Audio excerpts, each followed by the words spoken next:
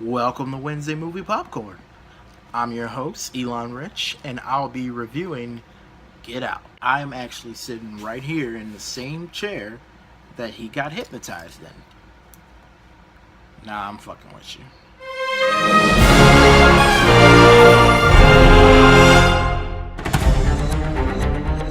You only had one job, America.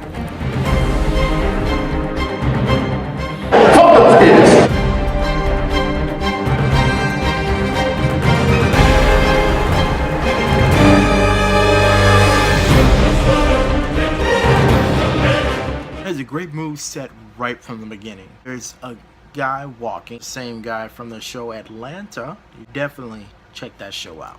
He starts getting followed by this car. He's in a white neighborhood, and he's like, oh shit. The car keeps following him. Somebody gets out of that car. Uh-oh. I know this probably isn't supposed to be funny, but when he gets knocked out, his legs just go limp, and it is the funniest thing that happens. Credits start to roll, and it's kind of funny how you start to notice the black names from the white names. Main character, Kevin Lule. And the next name, Allison. I gotta look up the words to the theme during the credits because to Americans it just sounds scary as shit. Let me first point out that this nigga looks high during the entire movie. His eyes are really red. So we meet our swirly couple, and he asks her the one question that always comes up when meeting parents. Does he know I'm black? You would be surprised. I say the same shit when I date white girls, so I can immediately relate to the black character. They're driving and they hit this flying deer. Maybe it wanted to be a unicorn, and it was like, fuck, I don't have any wings. He's really fixated on this deer that they just killed, and she doesn't give a fuck. Cop starts talking to them, and he asks for his ID, and his girl's like, wait a minute, he wasn't even driving. Why are you asking for his ID? And she calls him out on his racism, and I'm like, you go, baby. Or should I say that? On the way into the property, we get this big green mile looking nigga.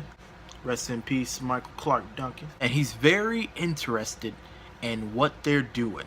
We meet the dad, and he's this giddy ass Dos Equis looking motherfucker. He's taking him on a tour, and we get the first feeling of what the fuck. The maid is black. There's nothing weird about that, right? Right? There's a look in her eyes that you just feel like something is off about this right now. During the tour, we get a call back to the beginning. My dad's totally not racist. He would have voted Obama for a third term. Good for you. I think saying that you would vote Obama for a third term is like your get out of racist card. Dad says the exact same thing. Weird. He gets a weird feeling about them. She gets a weird feeling about them. That's a down ass chick. Or is she? We meet her brother. Her brother really wants to be the Joker. Can we all just agree on that right now? You know, with your build and your stature, you could be a judo wrestler. Nobody talks like that. You ever hold a baby and it starts crying? Isn't it just gratifying? Nobody talks like that. It's fucking creepy. Later he goes out and he tries to smoke, and we get the scariest part of the movie. That big green mountain nigga starts running towards him. If you saw me, you'd run. And that's my problem that I have with this film. He is very calm. Like, unnecessarily calm. He also tries to creep on the maid, who notices that he's doing that. So he gets hypnotized by the mother. He's in like this dream world of acid. He starts remembering his mother dying. It's some trippy shit. Wakes up in his bed and he's like, what the fuck happened? Was that real? He starts talking to the Green Mile nigga. There's something off about him. I am doing good. I enjoy what I do. I do not dislike what I do. Kuta Kinte. There is something seriously wrong here. Then we have that little clan party. But There's also the guy who got kidnapped in the beginning, and he's totally different. He's wearing fedoras, he ain't got no facial hair, he's with this fat white lady. Talk to him, and he's a little strange. How do you do? I come here looking for casserole. And still, this nigga is really calm. He tries to take a picture of the guy who got kidnapped. Something about the flash makes people I'm black. They're auctioning him off while he's not there. Not weird at all. And he's like, you know what? I've seen enough crazy racist stuff. I'm out of here. And his girl's like, you know what? I love you. If you leave, you leaving without me and I won't be with you. And then she comes around and they decide to leave together. So they're packing and he goes to look in the closet and he sees pictures of his girl with the Green Mile nigga, the maid, and a bunch of other black dudes. First thought, I ain't her first nigga. Second thought, this whole time she's in on it. Since this is calm nigga, he just ignores it. His family by this time are acting much weirder than before. Nobody's really holding back anymore. Babe, I really need those keys. Finally starts to freak out. Babe, I'm gonna need those keys. And then my heart drops. She says, babe, you know I can't give you these keys. Done. Strapped to a chair and they're brainwashing him and they're gonna harvest his organs. If you ever watched the documentary Hidden Colors, they mention how George Washington was known to have wooden teeth.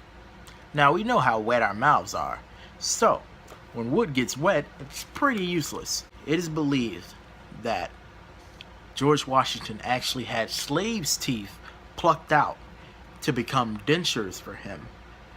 Good job, Jordan Peele. So luckily, while he's scratching on the cotton, he also put the cotton in his ears so the brainwashing wasn't working.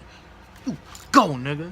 I was like cheering in the movie theater, I won't lie. And he kills like all of them in brutal fashions. It is amazing. He had to kill the brother twice because he didn't actually check on him being dead. But that's okay with me. But everybody's dead but the girlfriend. So he tries to escape in the exact same car that the guy got kidnapped in the beginning. I hope you caught that. Almost gets away, but his girl is shooting. The Green Mile nigga ends up snapping out of it and kills her. Or so we think. And he's like, you know what, man? Fuck it, I'm gonna kill myself. His girl is still alive, so he's like choking the life out of her. Police come. And I can't be the only one who thought this. I'm like, this movie's gonna end with this nigga getting shot by the police. Luckily, it's his friend. I haven't mentioned his friend. His friend's been hilarious throughout this whole movie through phone calls of him just saying shit about, you know, there's too many white people. You know, you gotta watch out. I love this character. He is the friend that you need when you go anywhere. And he kind of gives him a, I told you so. So what does this movie teach us? Stop dating white girls. Just kidding. It just teaches you that you could easily get trapped if you're dating the wrong people. I give this movie a 9 out of 10. It's not perfect, but it's a really good film. I suggest you go see it. Black, white, Asian, Native American, Vietnamese. Be on the lookout next week for my review of Burning Sand. I already caught shit about saying that I'm gonna review this movie. So, I hope people actually watch this one, because there's opinions of people who don't even watch my videos. I'm Elon Rich, and I'll see you next week. Or tomorrow with another video.